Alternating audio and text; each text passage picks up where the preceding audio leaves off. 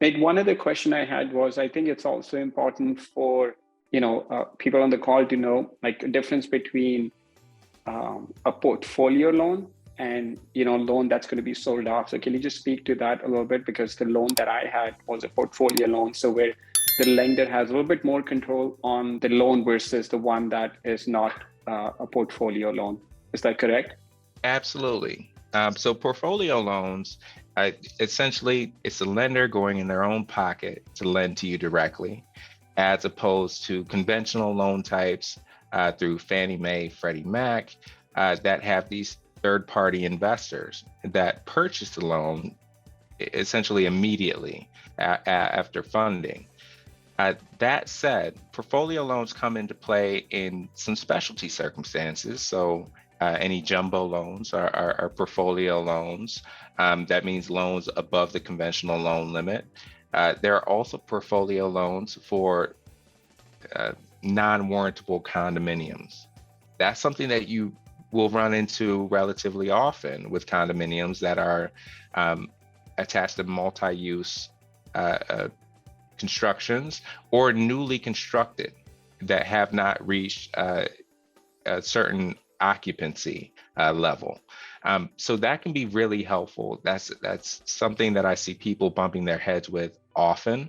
I often have people referred to me because of that. They went into contract not realizing that a property was non-warrantable, and now they cannot qualify for conventional financing. So that is a great tool. It's good to have a partnership with a lender that has a good amount of portfolio loan types that they can offer. Also, land purchases are typically would be a portfolio loan type. Conventional Fannie Mae, Freddie Mac, they don't really care for those things of that nature. ARMs, you tend to see more of that on the portfolio. The rates are much higher with conventional loan types. Yeah, because that's kind of what we happened like a couple of days before the closing, or like a few days before the closing. You said our loan got picked for what's it called, like RFA or something? Pre-funding audit. Pre-funding, pre-funding PFA. And I was like, oh shoot, we're like a few days away from closing. And then of all the things, like it's a very random thing where your loan gets picked up for an audit. But Nate mentioned that don't worry, even if something were to come back, it's a portfolio loan, so we can override that, but we didn't need to do that. Everything came back okay. But yeah, so it's really important to know, if you're working with the lender, if it's going to be a portfolio loan or if it's a loan that's going to be sold off to Freddie Mac or Fannie Mae, with a portfolio loan, the lenders have a little bit more influence on the loan versus the one that are being sold off to Freddie Mac or Fannie Mae. And Sharad, I'd add something to that as well. Sure. It matters the institution's profit model.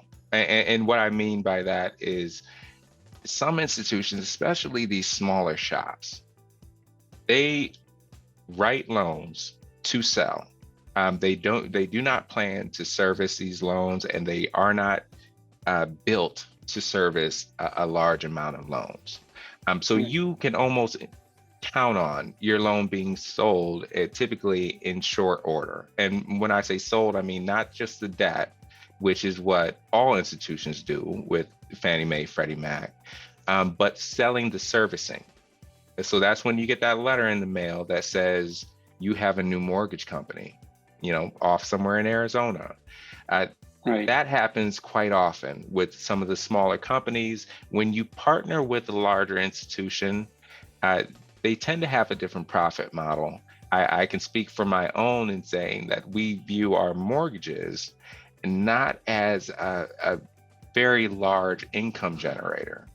It actually is more so a lead generator in that it expands our customer base, because the likelihood statistically of you doing business with an institution is much higher when they hold your mortgage.